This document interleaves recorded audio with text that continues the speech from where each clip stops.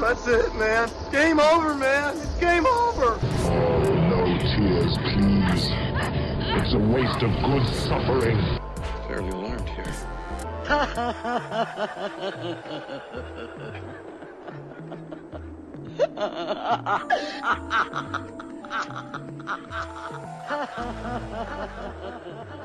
Welcome to MOTN Reviews, that is Masters of the Nerdiverse Reviews, where we always check out the shiniest cinematic supernovas and some that are not so brightly lit. You can find this quantum realm of a podcast on iTunes, Stitcher, Spreaker, SoundCloud, YouTube, iHeartRadio, Google Play, and newly Spotify.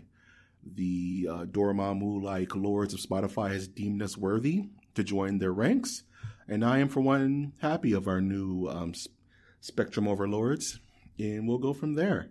I'm, of course, your host, Mike G, and back on the show is Beer Business Bureau's own Darren. How you been, man? Good, man. Good. Just doing a lot of stuff and things. Stuff and things. That's how I roll too, man. You gotta balance them out. Yeah. I haven't uploaded in a while. I am actually going to upload this week because I have a new Woot Stout. And I have a shirt on actually today, too. Yo, that Woot Stout boys. Yeah, man. Yeah, man. Yeah, it's really good stuff this year too. So they brought a lot of heat.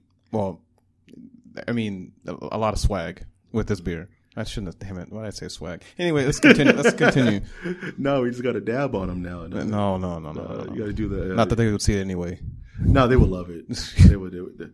I get the idea that the Stone brewery guys are pretty cool, especially that they didn't chew my head off after I said that the gargoyle was a Krampus and had the whole Stone Brewery nation come at me. I'm surprised I'm actually surprised they responded so quickly. Responded super quickly, man. I've been really practicing like my Twitter etiquette and how to like contact people. I've been getting some weird responses from people that shouldn't be talking to me. like I don't get it. Like I'm getting likes from like Brian Michael Bendis and what? Wait, and stuff. What? Yeah, what? It's crazy stuff, man. Like I have a hang for like either irritating or titillizing people in positions on their social media teams of these companies, but. Yeah, that's MOTN getting out there, though. So speaking of which, R.I.P. creator Spider-Man. Oh, Steve Ditko. Yep. And R.I.P.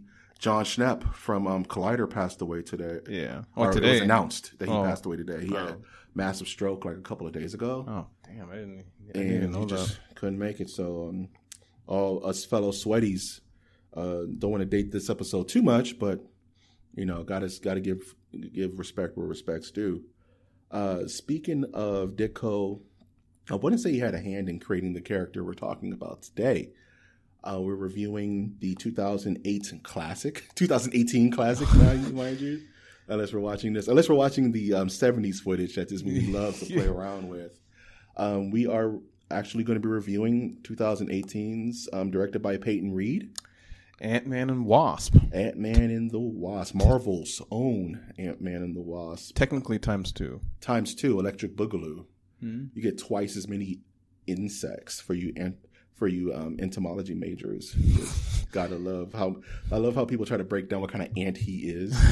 Like he's not technically. It doesn't matter. It doesn't matter. Why would he care? He's not just like you're not trying to figure out what kind of Spider-Man is. No, people really try to. There's so like people have written papers. Spider-Man technically would be a jumping spider because how high he can jump. I'm like, no, it's just a man.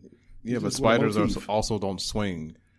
Right, they fly. They fly. Yeah. He would be able to fly more than he would be able to swing. Exactly. Technically. Because have you ever seen those pictures of those like hillsides in Australia or like Finland, where it's like miles upon miles of webbing? Yeah. Can you imagine waking up to your house and you're just like in Kingdom of the Spiders? That's when you just. My brother would have a heart attack. A conniption fit, huh? He hates spiders, but he loves Spider-Man. I hate ants, but I still like this movie and I still like this character. Man. So, what's your experience in history with Hank Pym, Janet Van Dyne, Hope? Well, Hope Van Dyne is technically a new character. Yeah. And like for some reason I'm blanking on our main character's name. the Scott Lang. Scott Lang, yes, and his daughter Cassie Lang. What's your experience with these characters? So Hank Pym, that era of Ant-Man and Goliath, and I'm more familiar with him when he was with the Avengers. Yes, and when he went kind of psycho. Yes, and when he backhanded his own wife, and yes, and all that craziness. So that's what I'm really familiar with. That era of Hank Pym was a little trippy, graphic for what it was worth. Mm-hmm. But it is kind of shocking a little bit. And then in this film, well, in both films, right? It's the older Hank Pym, because obviously his character wouldn't translate as well in modern times, which I understand. That's fine, totally fine. So yeah. Yeah, and it's funny that one thing I do love about this movie that most Marvel doesn't get right is lineage. Mm-hmm. And like you were mentioning earlier with the torrid history of Hank Pym, there's still room for that, technically. Yeah. If they really want to go down that dark road, kind of like how they played with Tony Stark's alcoholism in Iron Man 2. Yeah. But where this movie kind of sits now, it doesn't really feel, it will feel out of place. I mean, it would be a spin-off. It wouldn't be related to the current MCU timeline at all. Yeah, because it just wouldn't fit. Like, no. This movie kind of does dictate that Pym is indeed a bit of a braggart, or kind of full of himself. Yeah, kind of Stark-esh. He's got hubris. Well, he's arrogant. He doesn't have hubris. Right. Which is good. Yeah. Because Stark has hubris, funny enough. But Pym has a bit of wherewithal to kind of keep himself under the radar. Even when the Avengers and stuff was going on, he was still under the radar. Yeah. And my experience with this character is, like you said, is mostly back in the day with the comics. Because Ant-Man didn't get a lot of play in the cartoons. And really didn't get any play until remember the Avengers cartoon back in the 90s? Mm-hmm.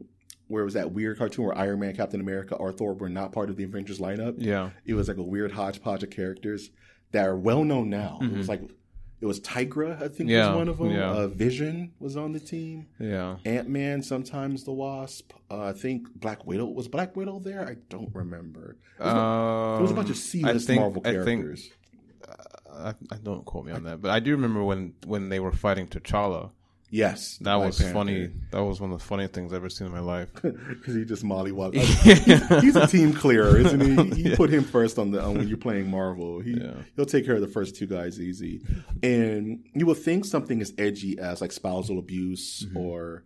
And this is around the time he created Ultron. Yeah, exactly. And I need to state that for a fact. Exactly. Tony Stark did not create Ultron. Right. Hank Pym. Yeah, it wasn't Tony Stark's consciousness. No, Tony had nothing to do with it whatsoever. So Hank made Ultron as a kind of like a make good, exactly, for what happened with the Avengers and how he got kicked out and how he was put in prison. I think what was it Jesus, I forget I think the Shield prison. He was put at the raft or something. Yeah, like that. Yes, that's what it was. Yeah, and Ant-Man has had such a messed up history in Marvel Comics from all of his alternate, personas, his villainous Yellow Jacket, which we may see in the future. We don't know. But the character as depicted in these films is a different character than what we've come to know in the comics, which comes to play into lineage and the mantle of the Ant-Man has existed back in the 70s or in the 80s, and now with Scott Lang, and there's even hints to it in this film to his daughter, who is Stature in the comics. She becomes a little hero of her own as part of the Young Avengers. And this movie really plays with lineage from how it opens to its main MacGuffin to the end, to the absolute end. So let's get into that. Let's get into this film and how it starts and how it really freaked me out when I first saw it. And it starts in 1987 with Janet Van Dyne, I guess, about to go on her final mission. And the facial recognition technology they're getting for this is starting to freak me out like legit. Like it was just Michelle. It was like a young Michelle Pfeiffer out of like Scarface. It was really not. No. She was older than Scarface. Maybe like Witches of Eastwick kind of era of Michelle Pfeiffer, but it was spot on.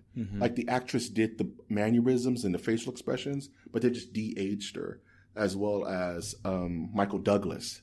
And I'm like, there's going to get to a point where as long as the actor knows the mannerisms, you can just recreate anyone.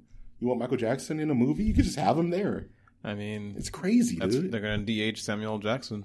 And for the whole film. Yeah. For Captain Marvel. Yeah. Yeah. And it just really bothers me. Like, that's so weird. I don't like it. It was so real, I didn't like it. I couldn't see the thread of Uncanny Valley and what was going on. Okay, but you gotta admit, and I hate to open up old wounds, but Terminator Salvation. I mean, we've come a long way. Yeah, that's what I'm saying. And what I'm saying is, like, back then, like, I thought that was definitely Uncanny Valley. Yeah, and looking back at it now, it's garbage. It's garbage. It looks like straight hot garbage. Even going back to the original Ant-Man movie, yeah, with Michael Douglas's face, you could still see that. Or even remember Tron Legacy, with Jeff Bridges. Jeff Bridges, yeah. There was such an uncanny valley there, but now it's seamless. I was like, okay, I know this isn't right because this is in 1985 and I'm not 0 years old, right? Yeah. So why does she look so perfect? Douglas looked okay, but they had some really tight shots on her face. It looked like a human being, like it was her daughter or something. That jarred me for the first 10 minutes of the movie. I couldn't handle it. It was too real. It was too strong. Even more than Grand Moff Tarkin? Oh, Grand Moff Tarkin. That's another thing. Grand Moff Tarkin and Princess Leia. You know, Carrie Fisher, Lord rest her soul. Yeah. That wasn't that far away.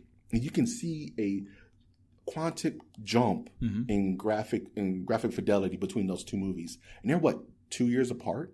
At most, a year apart? Just about a year apart. Yeah, about a year and a half apart. Right? Yeah, Rogue One. It trips me out, and it does it again later, and it bothered me then because I was just getting over it, and it hit me again, and I'm just like, I don't like it. I don't like it. So they never explain what this mission is. It could be Hydra. It could just be the Soviet missile crisis going on. Yeah. They never really explain it, but there's a monologue. Probably the Cuban. Oh no, not the Cuban Missile Crisis. That was in the 60s. So I don't know what. Yeah. It could have been anything. Yeah. Like it could have been some unknown black op that we never knew about, or their role. And it makes me really want a 70s Avengers movie because you can have Chris Hemsworth in it because Thor is ageless, right? But then again, it doesn't explain how he. Right. It doesn't explain how he would join that team. Yeah, it would have to be Odin or something like that.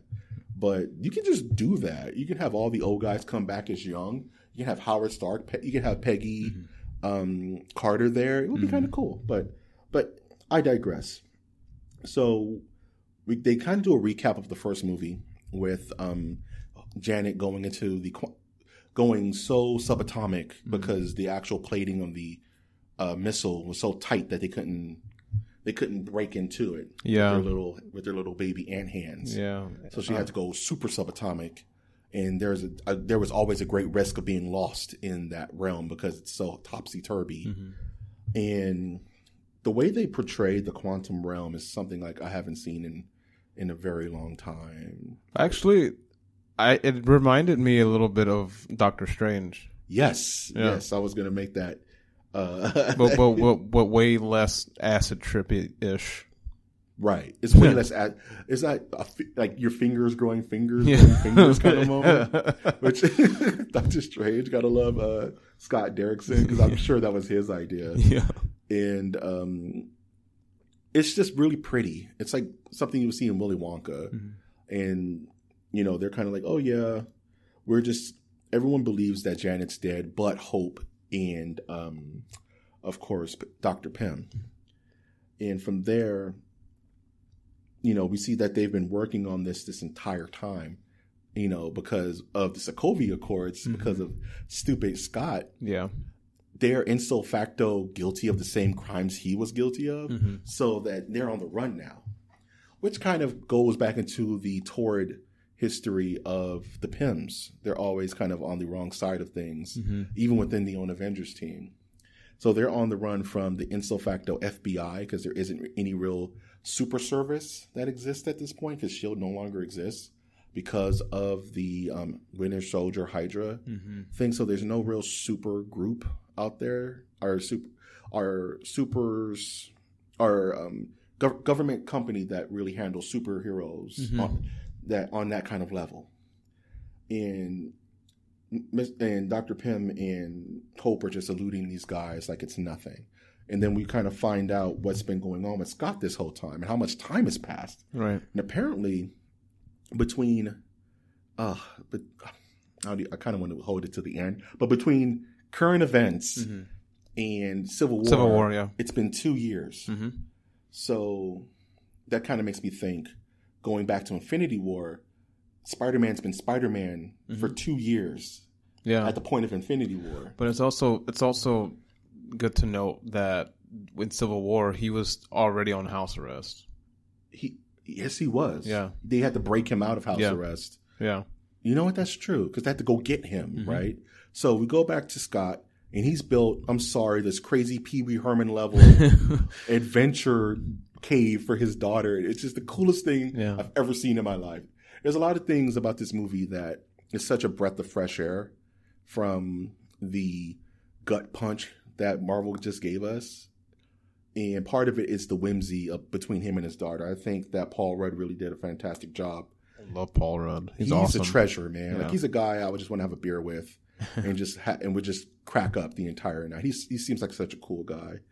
And he's built this crazy like catacomb that he's built with his daughter that has like spirit guides and all types of nutty stuff. It's so cool. It is all out of his house, and it seems impossible. It reminds me of like 90s family films, like Home Alone, and you know what I'm saying, like that kind of genre. And you come to find out that he's been on house arrest this entire time. The FBI seemed to come by his house every other day just to make sure, because he's literally a superhero high, probably public enemy number 4 or 5, probably behind Captain America and all the other Sokovia Accord breakers. And he's been trying to live his life. He's like, I'm really done with that life. I know I haven't seen Janet or Dr. Pym this entire time. I'm just trying to chill at the house until you guys can let me go outside. And there's a new character, kind of the FBI agent, who's kind of funny. I want to kind of give him a shout out because I think for the role he kind of killed it. Yeah. And you come to find out that he's been running like a little security company with all of his boys from the first movie. Now, my only big gripe about this movie is it had a little too much Michael Pena, in my opinion. He was starting to wear on me a little bit. His personality is not something that I can take for a long time. Exactly. Exactly. It's kind of like, I get it. He's the comic relief, and that's necessary for a family film. But a lot of that should have came from Paul Rudd, in my opinion. And a lot of times, Michael was, that's his name, right? Michael Pena, I believe? Yeah. He was stealing scenes from Paul. And well, okay. Actually, sorry, I don't mean to cut you off. Yeah. So, like, the whole thing with this movie, too, if you haven't seen it yet, is that it's Ant-Man and the Wasp, but one of the things that you'll notice is that it's more or less just the Wasp. Yes, this is her movie. Yeah, it's really her movie, and like Ant-Man kind of takes a seat back, even with his own supporting characters, which is kind of strange. That's what I'm saying. Yeah. Like, it's really, now that you make a great point. It's really Hope's movie. The MacGuffin of the movie is Hope's MacGuffin, and they kind of bring Scott along for the ride, literally. They, again, because what really kicks off this film is that they're ready to test the quantic realm, kind of weird voyage at the bottom of the sea tunnel, which I love. I love that it feels. I know it's CG, but it just looks so real and it looks fun. And this movie has a real whimsy about it. Yeah, it's almost like a quantum super collider. Exactly, which is weird as hell. But anyway, continuing. No on. problem. Yeah. It's just it's Hope's movie, and I'm a huge fan of the Wasp ever since I was a kid because I thought she was the cool little quirky addition to the Avengers. Mind you, in a perfect world, it would have been Wasp in the first Avengers movie and not Black Widow. Yeah. Because canonically, the Wasp is a founding member of the Avengers. Mm-hmm. Before a lot of the people on that team, before Hawkeye, you know what I mean? Mm-hmm. On some levels, before Cap. She was an Avenger before Captain America was. And for her finally to get her shine, even though she's literally a smaller character than the rest of the Avengers, I think she still holds her place in history as one of the best female heroes of all time who've never wavered. You know what I mean? She's never had stupid arcs or, I would say, a turn to the dark side. She's always just been pretty cool consistent. Janet. She's been really consistent in the comics. And to see her do cool things in this movie as a trained operative, kind of, all these people are just pretty much secret agents with powers. And so you see that you kind of get that Bourne identity feel to the tactileness of the action mixed with superhero fancy. And pretty much the whole point of this film is to go into the quantum realm to find Janet Van Dyne because they feel like they can do it. They've been working on this whole time in their giant Mattel playset of a office building that they go and snatch. Scott, because they feel that he has the key to do the final fixes to the machine to make it work. And there is a character actor who I love that plays kind of one of the villains of the film, but he's so wasted. He just feels really wasted in this movie. And he's kind of like the arms dealer. Mm-hmm. It would have been cool it would have been a nice little send-off if it was actually Justine Hammer.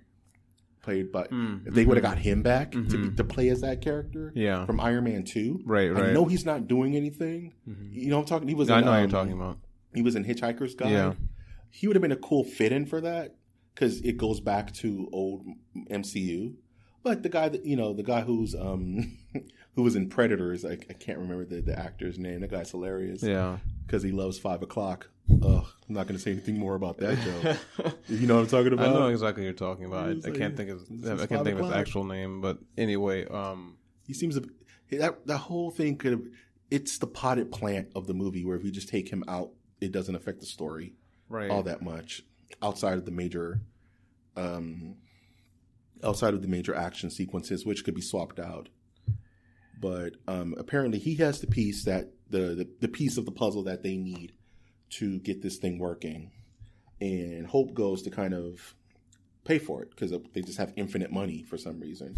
It's the Fantastic Four effect where it's like, where does I get it? Reed holds patents and stuff, but how did you just have infinite money to make all this fantastic stuff? Yeah, it never made sense. But because the patents, I mean, it doesn't work that way. The patent system is a long, grueling, and disgusting process. Yes. It takes many decades for you to actually get awarded. That's why you see a lot of stuff that has patents is patent pending. Yes, and you're not really getting any money on the patent at all until it's in commercial distribution, right? So it's like patent pending doesn't mean that the patent that you have it just means it doesn't mean anything. It doesn't mean anything. It's like a feel good title. Oh, it's super a big plot hole. I'm like, how do they have just hundreds of millions of dollars to buy quantum accelerators and they're on the run? Like, you're not making any legal deals. Anyway, I'm sure they stole it. She ended up stealing it because the guy was like, he changed the deal. Well, I meant the cash. They probably did. I mean, you think they wouldn't be above that? I mean, how at this point? They're already technically de facto criminals. It's not like he can act Stark. Yeah. And everybody else on the Avengers is broke but Stark. Who are they going to ask? Nobody likes Scott. They all just find him as an irritant, which I love. So we got to see the Wasp in action for the first time. And she's whizzing around and she's doing all her fun kicks and small to big. They do that a lot. I really wish they would have done her patented move where she flies in the ear canal and like zaps your brain a bunch. She does it to the Hulk a ton of times. Yeah. And you're like, get out of my head. But I guess they're probably going to hold that to Avengers 4 or something. But we get our first look at the villain, the main villain. I wouldn't even call her a villain. This whole movie is weird because there's no true antagonist to this movie. Well, okay, and this is what I was afraid of before I saw the movie. And there's not conflicting storylines, but just like befuddled storylines. Yeah, and hers is the one that is really, really not that doesn't make sense, but it's just kind of thrown in there. It's everything feels shoehorned outside of she's super, Janet's motivation. She's super shoehorned, and she's kind of taken almost out of thin air in a sense, because she doesn't even exist in the Ant-Man universe. She's an Iron Man villain. Yeah, she's an Iron Man villain. So like, it's really strange. And also, Ghost is not a female. Ghost is a male. Yes. So that's the other thing. That's another thing where it's like the mantle of Ghost is a thing that's played around with in the comics. There's multiple Ghosts, mind you.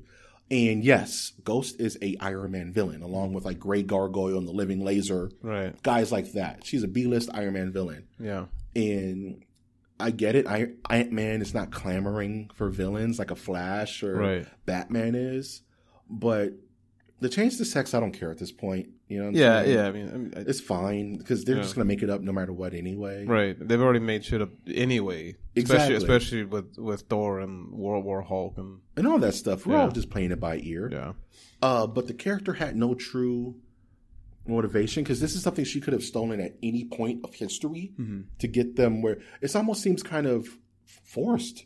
Like, her motivation to get this piece is that she's in a race to do exactly what Pym and Janet are trying to do, which is get at Pym and Hope are trying to do is get Janet back. Yeah.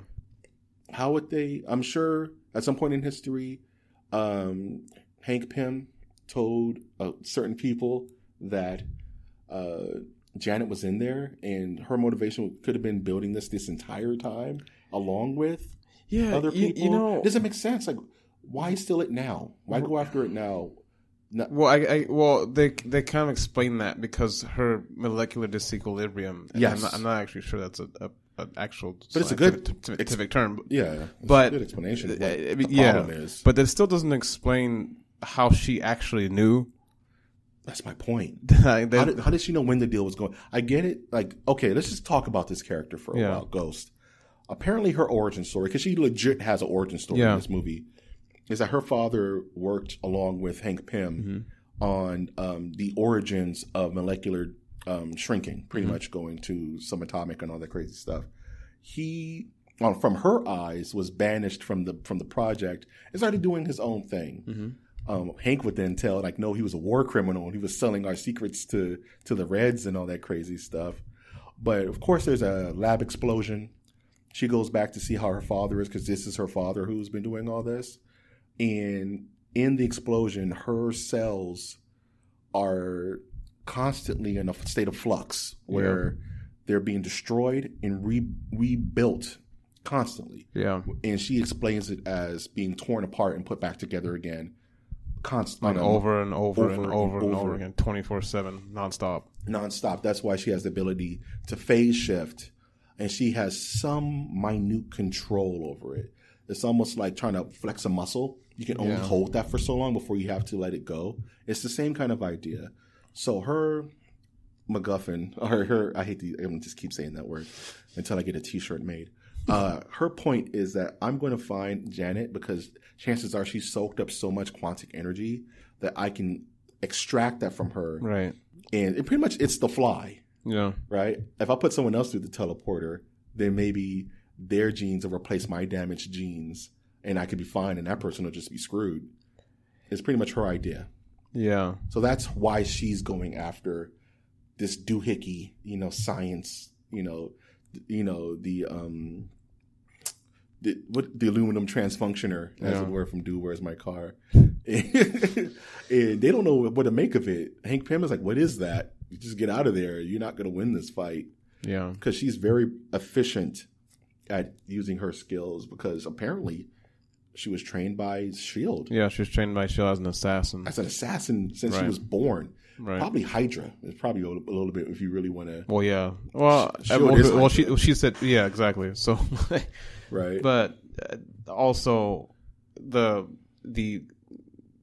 impetus for her to get to Janet was because her time was running out. Yes, that's another foil to her storyline. Is that you have weeks, from my understanding. I mean, that's just an estimate. Yeah. So she has that spawn clock. Yeah. Every time you use your powers, you're kind of draining down.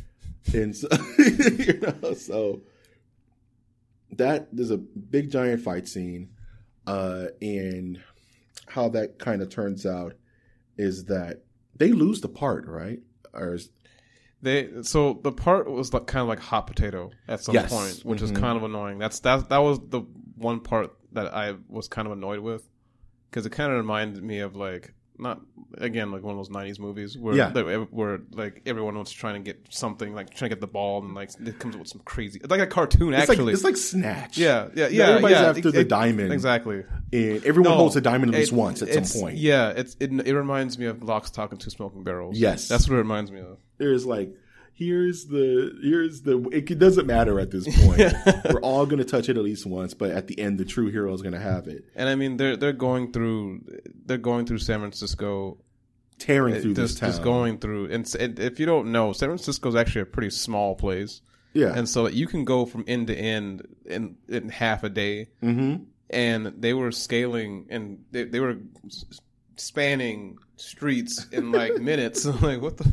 But anyway, movie magic. One of my favorite scenes, though, actually, is when damn it, what's her name? Oh my gosh, the Van Dyne, small Van Dyne. Cassie? Hope Van Dyne, where she shrinks the car and she's going down Lombard Street. Yes. That's my favorite.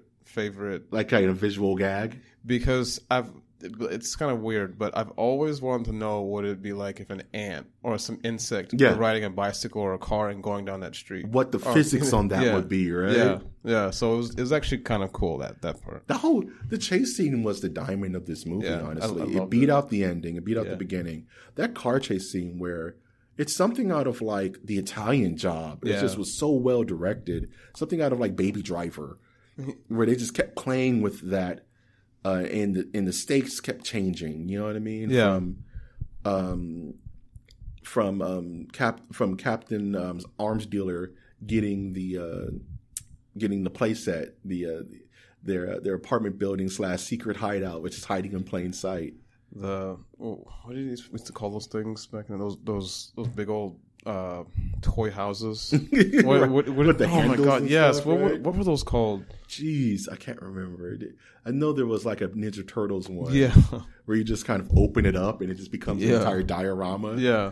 Oh, okay. That goes to a part of the end of the movie that just makes me so mad. But I'll talk about it when I get there. I know what you're talking about. You know what I'm talking about? It's actually great. It makes me mad because it doesn't exist and I can't just... We'll get there. They did that again in another movie and it pissed me off really bad. So Pym and the gang reluctantly go to, I guess, Cal State San Francisco or something, some no-name college, and they go talk to Bill Foster, who, for comic heads know, is Goliath. Right. And he was a big comic book hero back in the 70s. During the whole Hank Pym is in jail, we need a Ant-Man. And that one of Ant-Man's many monikers was the Goliath. Right. For when he would grow big and he would stay big. Versus him being Ant-Man. Because it kind of shifted. It went from, if he's molecular, he's Ant-Man. Mm-hmm. But if he's normal size, he's Yellow Jacket. Right. But if he's big, he's Goliath. And his suit changes depending on what size he is. Right. It's kind of a crazy thing because Yellow Jacket would shrink sometimes, but normally he was he was a regular size guy. Right, he was average size, yeah. He was just really good at fighting and stuff like that. Yeah. So we visit Bill Foster, who is played by Larry Fishburne. I refuse to call him Lawrence. You're Larry, bro. Why? Because he was born Larry. That's what his mama named him, and then he got his SAG card, and now he's Lawrence. Whatever, man. We remember you when Pee Wee Herman. You were Cowboy Curtis, bro. You can't live that down, ever. Or cornbread. Jeez, let me get off his neck before he listens to the podcast. Sends his assassins after me. So we find out that Bill Foster and Hank Pym kind of left on bad blood, and Hank Pym became a super awesome physicist, and Ben Foster ended up teaching at a college. Kind of sucky how that really would shake down that way in real life. Funny enough, you know, and Hank gave him no credit for any of the help he did on Project Goliath, and they were like, okay, this is how I would fix it, because it would be to Ben's benefit for them to work on it too, because he's probably stymied on certain things that they're on point about, right, and vice versa. But the way this is set up, it makes me seem that Ben has had tabs on them the entire time, because he's really up to date with what they're doing. Yeah, you're right. Given the other side of the equation, right? Especially if Hank's supposed to be in hiding. Exactly how, unless he's having, and we're just spoiling because we're going through the storyline. Apparently, Ghost has been working with Ben this entire time, he's kind of working as her handler in a way. Like, I know I'm just as smart as Pym is. I'll help fix you. We're building the exact same thing in our house too. Yeah. And they live in this giant spooky house. It almost reminds me of like Scooby-Doo. It's a silly house. It even has like the owl noise when it comes up on it. Lightning strikes. Like, what is this? This is kind of stupid. Like, yeah, it's like way off in like the boonies. It's kind of weird. He lives in the forest with her and her weird like sound deafening like sleep area, so she can at least get a night's sleep. Yeah, she had this chamber, I guess, which keeps her cells somewhat in order. How does she wear clothes? I don't know. How does she eat? But I have a lot of questions, especially if she can't maintain any kind of molecular stability. Yeah, does she need to eat? How does she grow? How do bones? We're moving on. I'm asking stupid questions. So they find out that Ava went to this spooky house, and they're like, okay, she has the part, so we got to follow her, get the part, so we can get Janet out of the quantum realm, quantum leaping it up. And Ava gets the drop on them and kidnaps them. Not kidnaps them, but kind of just... She just restrains them. Restrains them. Yeah. And Ava comes off as the most understandable character, and honestly, one of my favorite new villains. She's not a villain. She's not a villain. She has a motivation. She's just...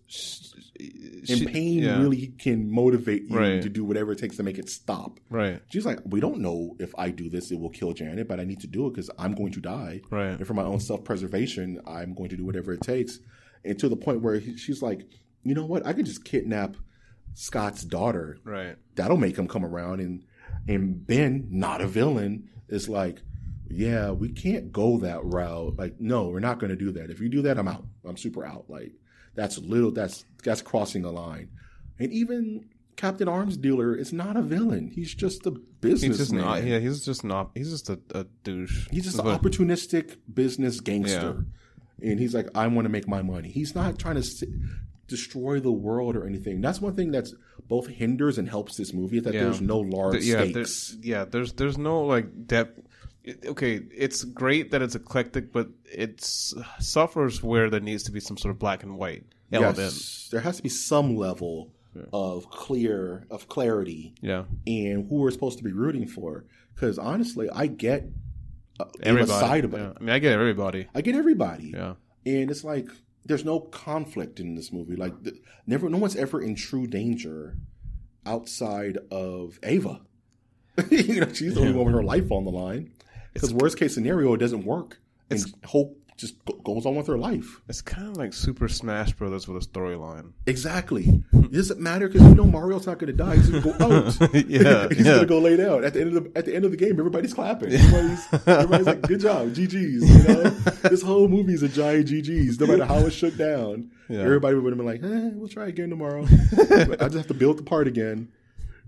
Oh, it's so irritating. It bothers me. That's the one thing that bothers me, is that this movie is so meh. It's the safest. Yeah. It's the safest thing in the world. So they finally get the part because they do this crazy thing where there's this little thing of Tic Tacs that's in the movie. And Scott is like, "Can I get a Tic Tac?" And Hank's like, no, you can't have one. And they make this weird thing. And there's a point where it's like, yeah, those are his heart pills. He has a bad ticker. And he's like, "Oh my God, my heart. Oh no." And they open it and just a bunch of ants spring out in attack mode. Yeah. And they're like holding Ben down, which I thought he was going to go big, which is such a wasted opportunity. And there's the scene where Ben meets Ava for the first time, because during her origin story, and they de-age Lawrence Fishburne. Yeah. And it bothers me again. That's what I'm talking about. Like, I don't like it. It looks too real. Apparently his son was the stand-in, Lawrence Fishburne's son. like real life son. I think I read that. And they just didn't have to do much. They just touched up his own son's face, did a couple of things there. Kind of like how in that movie, The Nun, Vera, what's her name? The actress who plays the nun in the original movies, in the Conjuring movies, her daughter is playing her in the remake, which is a prequel, which I think is kind of funny. I think that's kind of cool when the kids can actually pull it off. Yeah. You know what I'm saying? But we're getting to the climax of the film where everything's starting to come together. The plan is that Hank's going to go into the quantum realm and get Janet. The Ant-Man and the Wasp, in particular, have to protect him in the building while for enough time to get her out, because currently they're under FBI investigation. The arms dealer is out to pretty much get his property, not his property, but get their property. And of course, you have ghosts on their tail. So they have these three arcing kind of conflicts, almost like not even conflicts. They're more like obstacles. It's like a rat race. It's a rat race. You ever seen that movie? It's a mad world. It's like that. It's like that. Where no one's really out to hurt anyone. It's just we have to get the MacGuffin. I'm sorry, that's all it is. And we see Hank put on his Voyage of the Bottom of the Sea, kind of like Lost in Space, like proto Ant-Man armor. Yeah. It looks really cool. And it gives me like a Fantastic Four vibe. This whole movie teases Fantastic Four all the way through it. And not necessarily a guy on fire or a rock monster. Yeah. It's the fantasy of super duper science. You know what I mean? Yeah. Going into different realms of existence, using these giant sets and traveling machines. It almost reminds me. And remember that movie Inner Space? It reminds me of that, where the guy's in like a little bubble and he's going through the human body and stuff like that. So we get to see the quantum realm, which would have been funny if you just saw like Doctor Strange just falling. That would be great. Fall, pop, and he just goes into another dimension. That would have been a great little cameo. That would have been awesome, but also it wouldn't make sense. It super wouldn't make sense. Or I could just see him traveling. Yeah. Oh, hey guys, see you later. Because he just goes through these realms like you know, like opening doors. Because he was going through realms, not through time. Yes, or was he? We don't. Well, they do a throwaway line at the end that plays with that, and after seeing what's been leaked about Avengers 4 and what the actual end is, we'll talk about that. But the chase scene all through San Francisco, as you say, you know, miles into minutes, and Ant-Man literally going like 85 to 100 feet tall, which is more along the lines of how tall he can get in the comics. Yeah.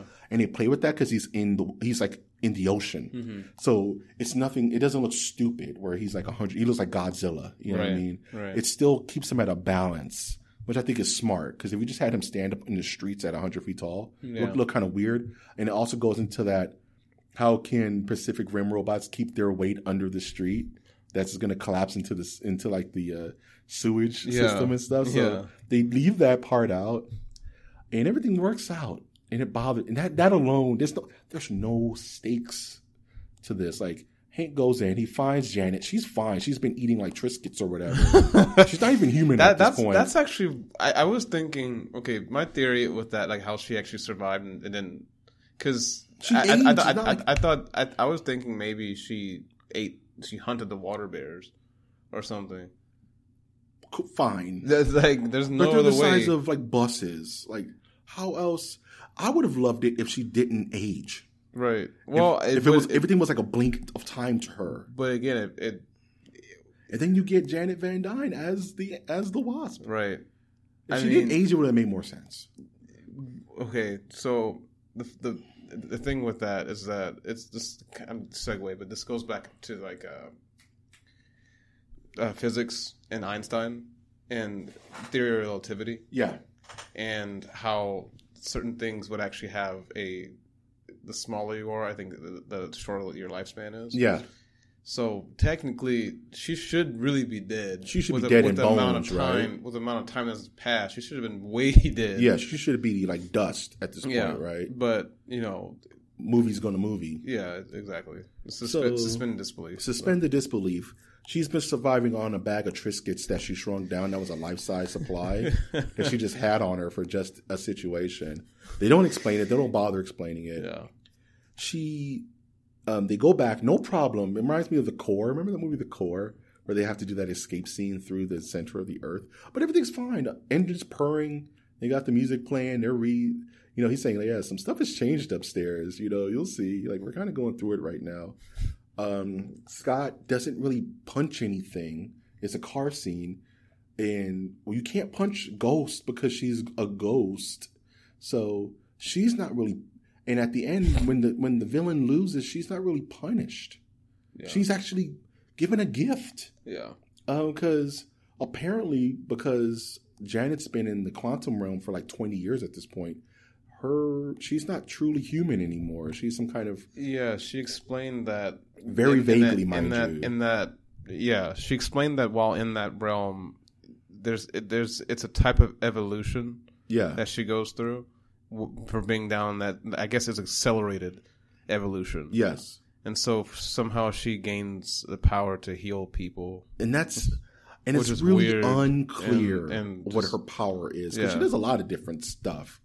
Because she heals his mind. Right? She gets... Because he starts to lose it. Because the longer you're in the quantum realm, it's not meant for your mind to understand that level of reality. But it doesn't make sense. Because she was stuck in shit from 30 years. Maybe she lost it and got it back. It's been 20 years.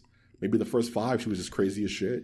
And eventually she did like a Dr. Manhattan and brought it back together. I don't know, man. I'm just speculating because they don't tell us. They just tell us to roll with it. You know what I'm saying? Which bothers me. So we get to the climax of the film.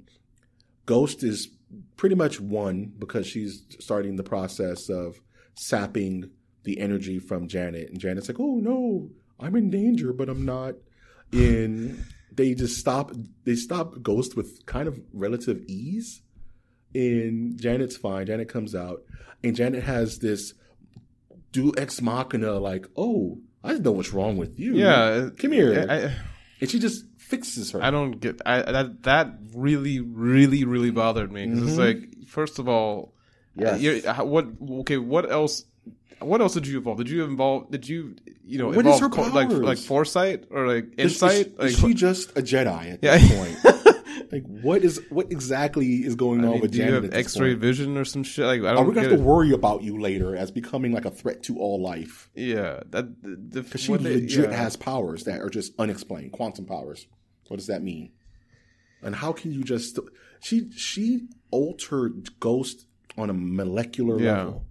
That means she has matter manipulation on some level. Because she did the same thing to Hank to fix his brain. So are we talking like Molecule Man levels? And for those who know who Molecule Man is, he's complicated as shit. And I don't want to go too deep into that. But they need to explain that like now. But they kind of, if they keep things the way they are, they won't have to.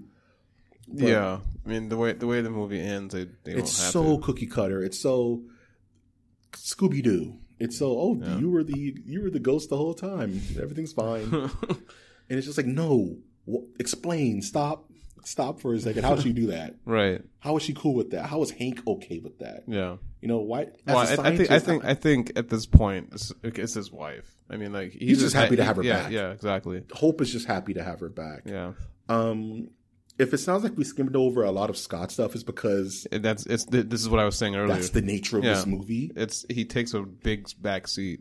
He takes a huge back seat. Yeah. He has no true urgency in this movie. Yeah. Other than I need to get back to my house because I'm on house arrest. Yeah. You guys are going to mess this up for me. His wife is not a conflict like she was in the first film with the new husband. They just love him. They can just eat him up. His daughter is never in any true danger. And unfortunately, Scott suffers in this movie because of his lack of urgency, because of he's just there to be Ant-Man because that's the titular character. Yeah. You know what I mean? So everything works out in the end. But not really. So Ghost, they're working on fixing Ghost permanently. Apparently that was a kind of a non-permanent fix. Ghost and Ben Foster just run away. You're just like, yeah, I've done stuff. You kind of probably don't need to be next to me, Ben. I'm probably going to go to super jail after they catch me. He's like, nah, I'm with you to the end. They run off into infinite to fight another day. Of course, the arms dealer gets caught by the truth serum, not truth serum, which I just skipped over because a lot of that Michael Pena stuff bothered me. If you want to get into it, it's fine. It's just jokes. I don't care about that. Doesn't really pertain to the storyline. Scott is off of he's off of house arrest. House arrest. Yeah. So he's good to really pursue his security business, which is fine. Yeah. Henry Pym has his wife back, which they show us that he's found because they're still on the run. Technically, they found a little island off of nowhere. Yeah. And pretty much shrunk his house, which I'm sure why they didn't notice that as the FBI is beyond me, or what they can do about it in any way. So they're living their best life, living life like it's golden. And Scott gets to spend more time with his daughter, and the blooming love between Hope and Scott is kind of the end of the film. Like she's not a damsel in distress, far from it.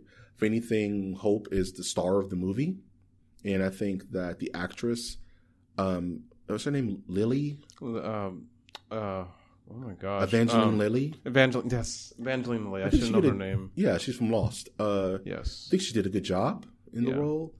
And I want to see just a Wasp movie. Like, forget Ant-Man. I just want to see her buzzing around with the Avengers. It's what I've always wanted. I just want things to be closer to the comic. And now maybe we can get a scene with with Iron Man, Hulk, Thor, Ant-Man, and the Wasp, because that's the legit original Avengers, like from the original story way back when. Yeah. And it's kind of cool to think about. We finally got our Wasp, and she looks great, and the effects look great. So, and it's never been better.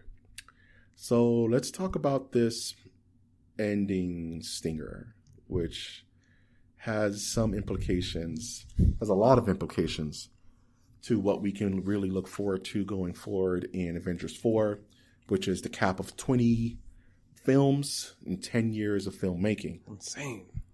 Absolutely crazy, man. Talk about the long game. Yeah. And they did it. And it's working. It's worked. It's working so far. Avengers 4 could tank, and this will still be a successful endeavor. It'd be kind of poetic if it did. It would be very poetic. I would love great. it. And funny enough, I would unironically love it. Because if the comic book genre had to die with this movie, then so be it. We had a beautiful run. Yeah. But anywho, they've built a kind of portable quantum realm machine in the back of, I think his name is Hector. Is that the name of Michael Pena's character? I can't remember. Because I don't want to butcher it. He was too annoying. I tried blocking a lot of his character out. And they do this thing where Janet does a throwaway line like, okay, you're going to go back in the quantum realm. Don't fall into a time vortex. Right. Because you can get lost in it forever. Yeah. And we're going to talk about that. But he's like, fine. He's like, whatever. I've done this a couple times. I kind of know it. So he goes into the quantum realm to get quantum energy because this is what they plan to use to permanently fix Ghost. And he's like, hey, guys, you can pull me out now. What's going on? Hey, guys. And you look, and they're all Infinity War dust. Yep. All three of them, mind you, which is kind of a weird cop-out because you think if it was half the universe, at least one of them would be floating around. Yeah. It's like Thanos is like, it's half the universe, but these heroes super have to die. It was him. Because even though he's in the subatomic realm, yeah, he's still in this universe. Yeah, he's still within the universe, just on a different realm of it. He made the cut, right, out of the 4, right? But what's really messed up is that he made the cut and he's trapped in the cut. Yeah, he's trapped in the cut. He's trapped in the quantum realm, and at this point, there's no one in the Marvel universe who can save him. Exactly, except for Captain Marvel, but again, we don't know the extent of her powers. But she doesn't. But she wouldn't even know he was there anyway, because she wouldn't even know who he was. Yeah. And in the infinite sea of the quantum realm, let's say she's in there. Mm-hmm. So a lot of people are speculating that Captain Marvel, this is where she's been the whole time. She's been stuck on a different realm of existence, like the chaos dimension or the quantum dimension or something like that. But that's just speculation. I don't want to go too deep into that. So we find out that this event And there's really no time frame on when this is happening. It could have happened a year after the end of this movie. I'm assuming they want to make it seem like it happened immediately after the end of this movie. What do you mean? You mean them on the roof testing out the portable quantum machine? It had to have been happening at the same exact time. The same exact time as Infinity War. True, because the 2-year gap does add up. Because it was 2 years from Civil War in Avengers Infinity War, right? Yeah. Oh, okay. Well, I just wanted to make sure because I was getting kind of EC on that myself. But it begs a lot of questions. Like, Ant-Man he's in promotional art for 4, so he's going to be there. And honestly, Ant-Man would be kind of a problem because he's way more powerful than people give him credit for. If you think about it more than for 5 minutes, and it's like, how do you break out Scott Lang? And what kind of mental condition is he going to be in by the time somebody actually fishes him out? Oh yeah, so right, because he could just be completely batshit insane by the time they find him. But I doubt it because it's a movie. That'd be kind of cool if they did that, but I doubt it. And it's like, is the time vortex the way you beat a Thanos? Is that how you get rid of an Infinity Gauntlet? Are the Infinity Stones, for that matter? Is the time vortex going to be the Deus Ex Machina that they just toss him in and he does a Skeletor? No, he's gone forever in between time. I don't think so. It would be kind of a cop out. It wouldn't. Well, okay, and it wouldn't be exciting. In order for that to work, you have to get him there. And the only person that can get him there is Ant-Man at this point. Yeah, because he would have to shrink him down to that level. Yeah, and he would have to be able to get out, but nobody knows he's there. So it's really fucked up. Like, everything about it is fucked all the way up. It's like, when I saw that, I was like, bro, this is super rough because it's like, okay, Doctor Strange can get him there, but he doesn't exist anymore. Not even exactly. Wong maybe can save him. Maybe, because Wong knows how to walk between realms and stuff like that. But is he as proficient as a Doctor Strange? And he doesn't have the Eye of Agamotto, so he can't play with time in that funny sense.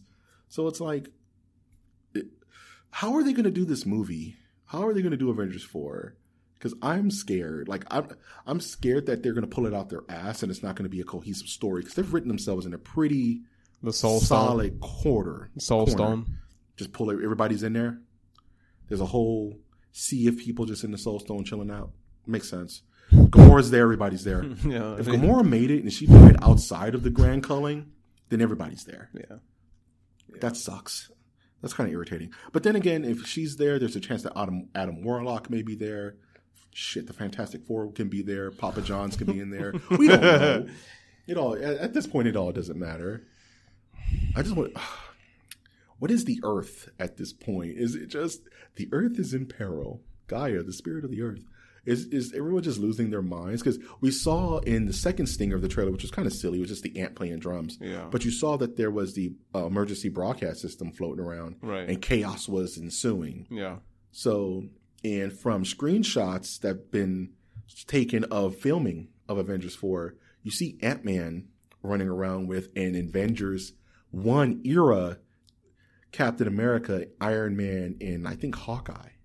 So because Ant-Man in and to himself can get himself out because he did it in the first one. Yeah. He can figure out how to get himself out. But because he's in a time stream, does he spit himself out at a different stage in time? Because he wouldn't know what a Thanos is. Right. I mean, okay. I don't remember. How did he get himself out in the first film? He had this weird, like toy or something. It wasn't a toy. He had a button that he went in with him. And he got lost in there. And he pushed it, and it zipped him back into normal. Okay, yeah. He doesn't have that with him. No, but at this point, it probably built into the suit. I mean, why wouldn't it be? Well, then why would they? Well, even as a failsafe? That's a failsafe. Yeah. Like, if you're in the quantum zone for this amount of time, this just activates and pulls you out no matter how long you've been in there, no matter where in the state of the suit is. I would hope so because I honestly like I can't see a way. My gut just kind of like fell Yeah. I was like, oh, dude, this is not right. This is not right. This is really messed guys, up. he's in the worst possible way anyone in the Marvel Universe could be in right now. Because if you just drop Captain America in the Quantum Zone, he's not coming out. That's it. He's hoping it up. He better find some Triscuits or something. Yeah. Because he's done. He's fried chicken, dude. So Ant-Man has proven that he can escape out of it, but A, can he, and B, if he's in a time vortex, where does that put him? Right. You know what I mean? And it's very, very weird if it just spits him out at the exact beginning of the invasion. Right? As Ant-Man, knowing everything that's happened before. But then that's what it's looking like they're going to do. Okay, but then it's okay. So if that's the case, then what would be the purpose of summoning Captain Marvel? Captain Marvel's there to take care of the everyday now. So time. Oh, I see. Okay. Time changes, right? So let's say, for hypothetically, Scott spits out at the beginning of Avengers 1, right? Which is the invasion. He's a founding member of the Avengers now, right? He grows up with them through all of the events of Avengers, Age of Ultron, all the way up into Infinity War, where they're prepared for what's going to happen. Captain Marvel shows up like nothing's happened because she doesn't affect, she's technically not going to affect anything that happens on Earth at this point because she's MIA. By the time she gets there, the Avengers are more powerful than ever, ready for this threat that they call her for immediately. So this is what could happen. I doubt it's going to happen this way, but it would make sense that it will put Ant-Man and the Wasp as founding members of the Avengers where they're supposed to be. Who knows what happened in that time frame? So the Fantastic Four could show up, mutants could show up, all types of stuff could happen. And by the time you get to Captain Marvel, Avengers 4, time has changed because Scott went back in time to alter the future so that the finger snap never happens. Still think it's a Soul Stone. Don't get me wrong. That's a very that is the Murphy's Law of this whole conversation, is that it's the Soul Stone. It's super the Soul Stone. They're all in there, and the Shepherd's going to be Adam Warlock, maybe, fingers crossed, and he's gonna get them out of it. They're going to pop out and have that big old fight. I mean, you're giving in the MCU writing a little more credit than they're due, and that would be awesome. That would be really good. I'm giving the common theater goer more credit than that because they wouldn't get it. What? It's the Soul Stone, right? They want people to feel smart. Yeah. You know what I'm saying? So it's going to be the Soul Stone. Captain Marvel's going to find Thanos on his weird farm planet. Give me that. No, she's going to thump it 3 times. They're going to come out like a genie bottle. You know what I was thinking though, which I would actually prefer since they already since they already messed up World War Hulk. I was thinking that somehow they could piss off the Hulk enough to turn him into World Breaker Hulk. Take him to Titan. Yeah. Fuck up his entire planet with just one footstep. Yeah. And then you know what? They're playing with that actually. Because did you see that leaked image of like them in new suits and stuff like that? Mm-hmm. There is something that looks dangerously close to Professor level Hulk, where he has the intelligence of Banner, but the size of Hulk. World Breaker, but then World Breaker is like the problem because then you have to deal with World Breaker. Right. You know what I mean? Exactly. He hates everything, and you just set him down like the atom bomb he is to take out Thanos. But you still have a Hulk Breaker problem at the end of that, which is probably on some levels minus the Infinity Gauntlet a bigger problem, right? Because he can take down the Avengers all by himself, right? The Captain Marvel, how powerful can take the place of Sentry. How powerful they're going to make Captain Marvel? I mean, it sounds like she's stupid powerful. I mean, this is why I said that anyway. It's because there was a fan theory that actually kind of makes a little bit of sense. Okay. Because again, they've already messed up the timeline, and the fact that Hulk won't come out, and there's an even better theory about why he won't come out. Not because he's afraid or anything. No, not because he's afraid. Not because he's being used all the time, but because of what Heimdall did when he sent them back. He didn't send them back with a weapon. He sent them back with dark magic.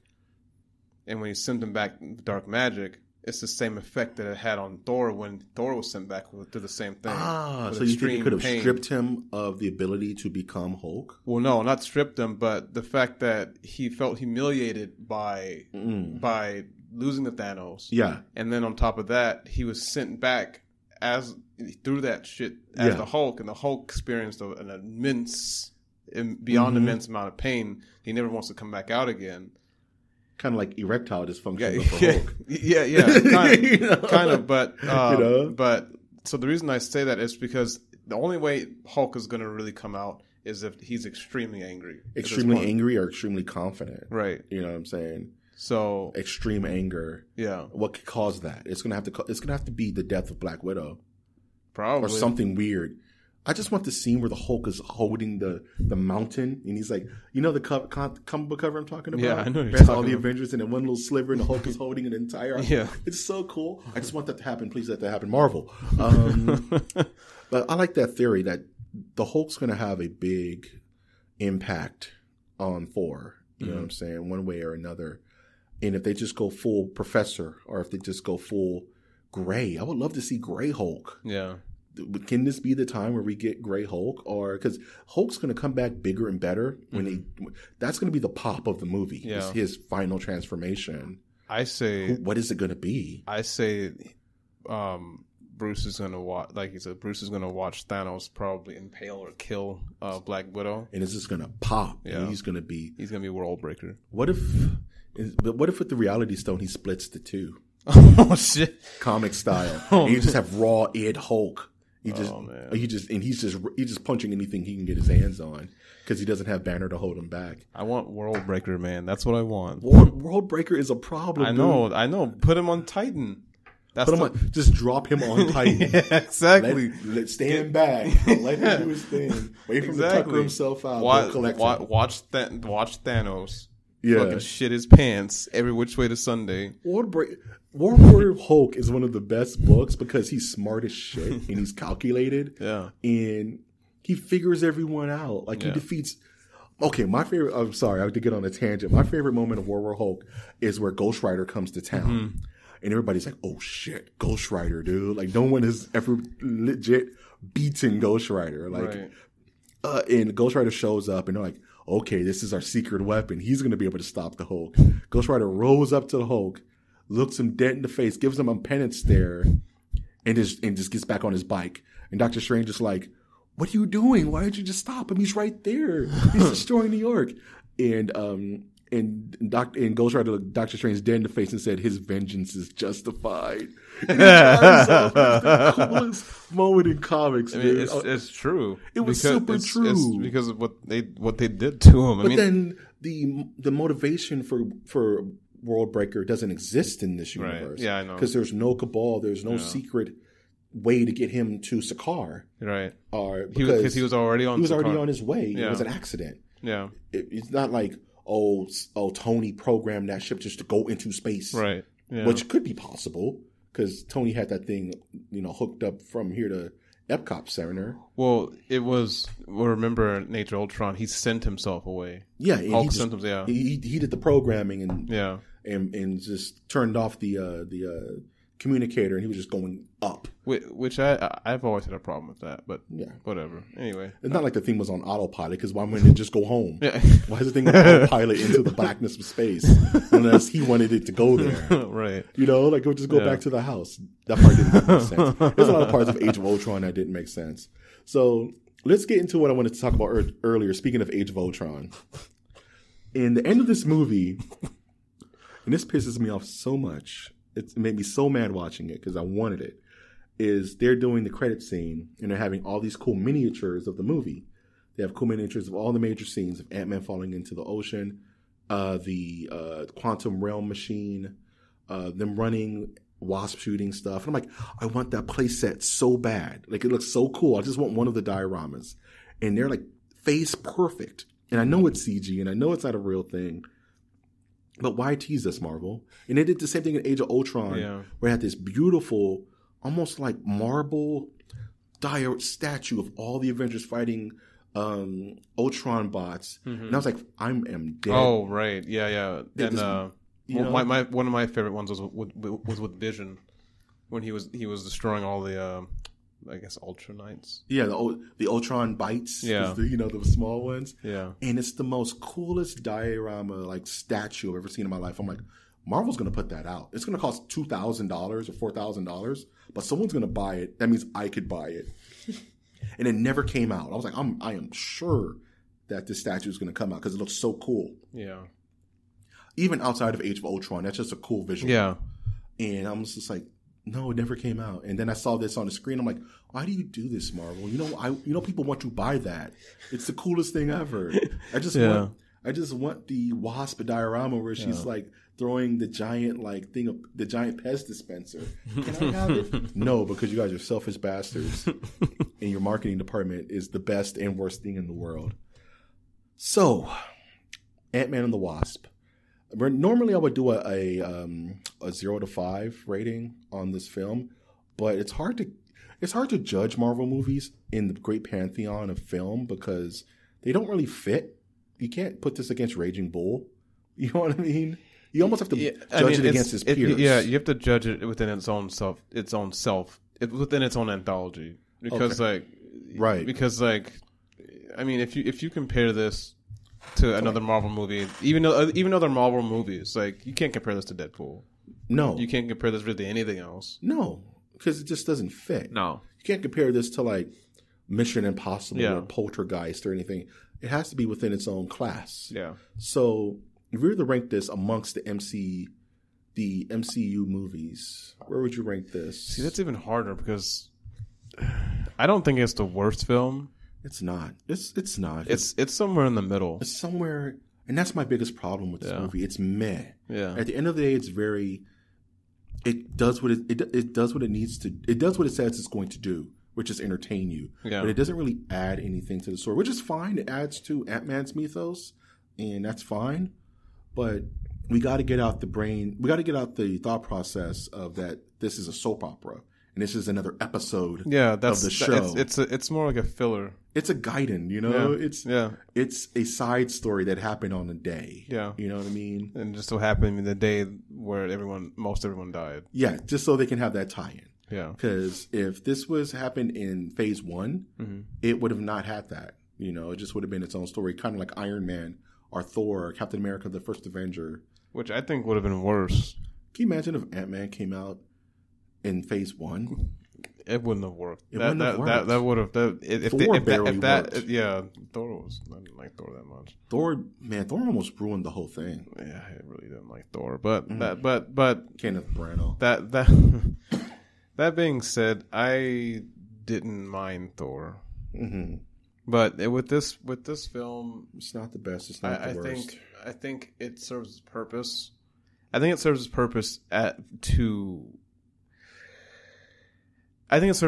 filler, so I can't knock it for that. Yeah, I mean, I wasn't going in expecting a whiz bang time. I mean, not an epic time. I wasn't expecting that. Mm-hmm. Clearly, I wasn't expecting that. But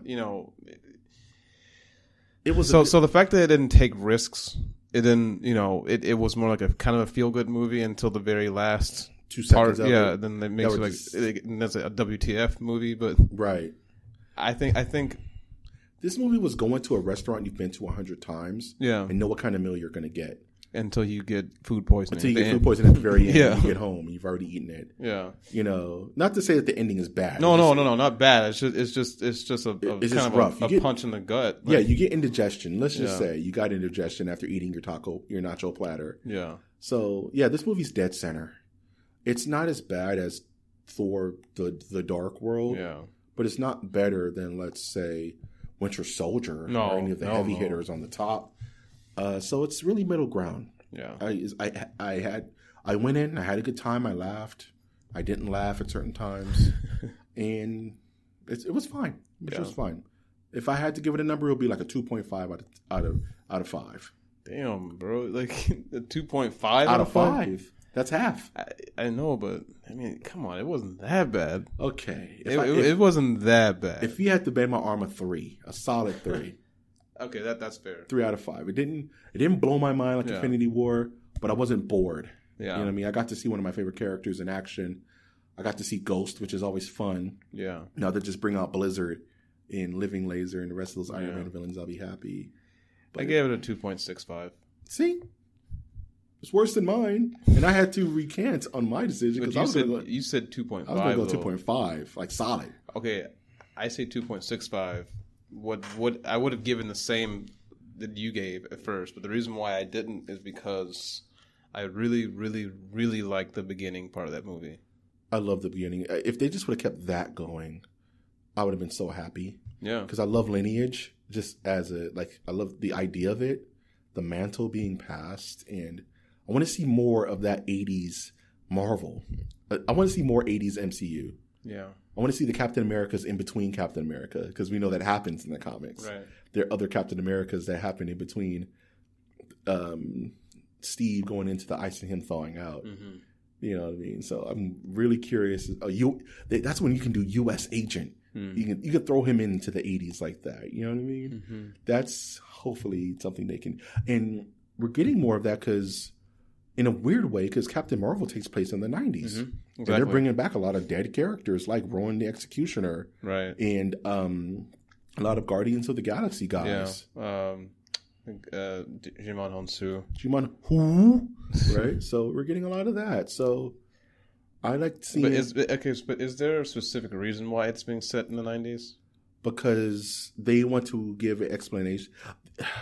It's the Mary Sue problem, where Captain Marvel is going to be the end-all, be-all of Marvel Comics in the movies. Her name is Captain Marvel. She's going to be the new flagship. Mm-hmm. Pro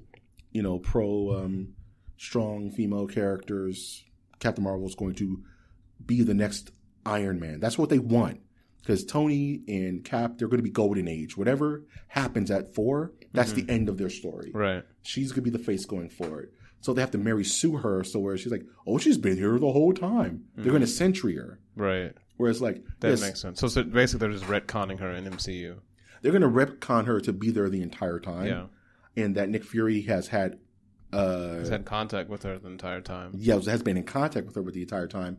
And she is the Code Red. Mm-hmm. She is the Earth is in peril problem solver. Which is what you see in Infinity War. And that she is been the ambassador for the Kree Empire this entire time, the human ambassador, so to speak, taking care of space shit because she's way too powerful just to keep her on Earth all the time because she have nothing to do. Yeah. Because we're over here stopping, before the invasion, we're over here stopping bank robbers and bullshit.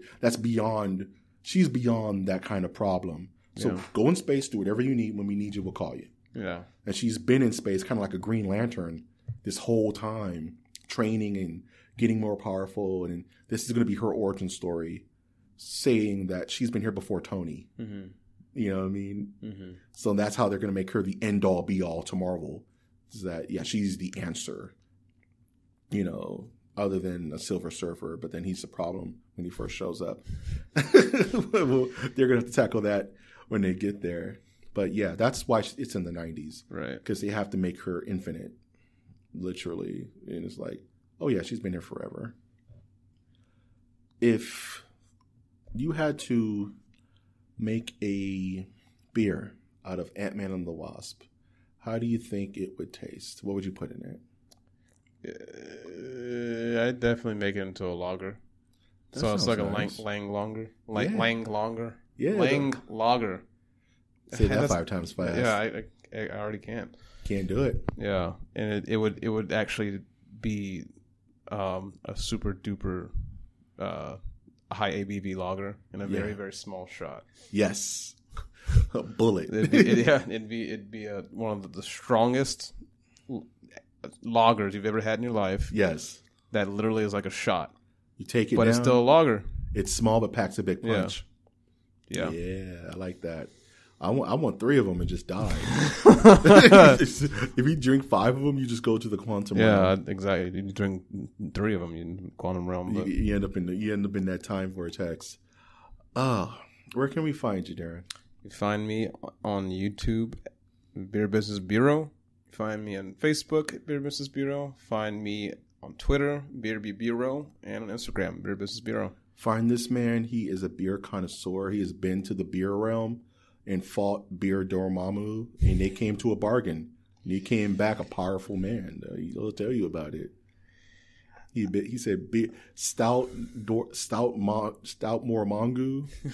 I've come to bargain. Store Mamu. I'm come to bargain." And he died 1,000 deaths. But he won, though. He came out with that Woot Stout.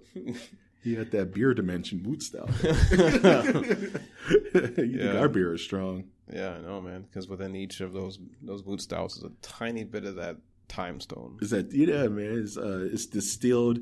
What you do is you just drop the Infinity Stone into the whole entire vat, and you let it marinate for days. So it starts to take the qualities of that stone.